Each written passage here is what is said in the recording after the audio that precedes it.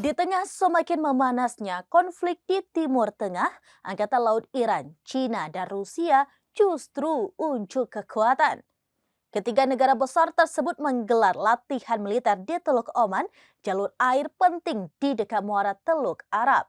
Lebih dari 20 kapal dikirimkan dari masing-masing negara untuk ikut terlibat dalam latihan Angkatan Laut Gabungan di Teluk Oman. Di tengah semakin memanasnya konflik di Timur Tengah, Angkatan Laut Iran, China, dan Rusia justru unjuk kekuatan. Ketiganya menggelar latihan militer di Teluk Oman, jalur air penting di dekat muara Teluk Arab.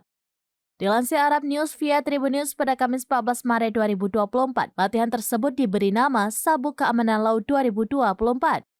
Lebih dari 20 kapal dari ketiga negara tersebut ikut terlibat dalam latihan Angkatan Laut Gabungan itu. China diketahui mengirim kapal perusak Urumqi dan kapal fregat Linyi. Sementara Rusia mengerahkan kapal penjelajah kelas Slava. Sementara itu pejabat Iran tidak menjelaskan berapa lama latihan ini akan berlangsung. Namun ini merupakan keempat kalinya ketiga negara tersebut berlatih bersama sejak dimulai 2019.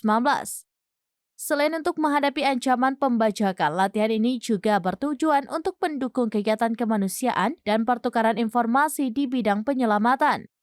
Dalam latihan kali ini, kapal-kapal Iran, China, dan Rusia akan menjangkau perairan seluas 17.000 km persegi.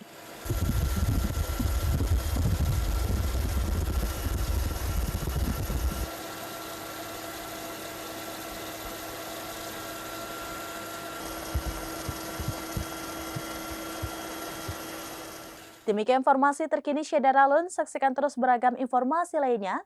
Jawab, like, dan share seluruh akun serambinews.com. Download Tribun X sekarang. Menghadirkan lokal menjadi Indonesia.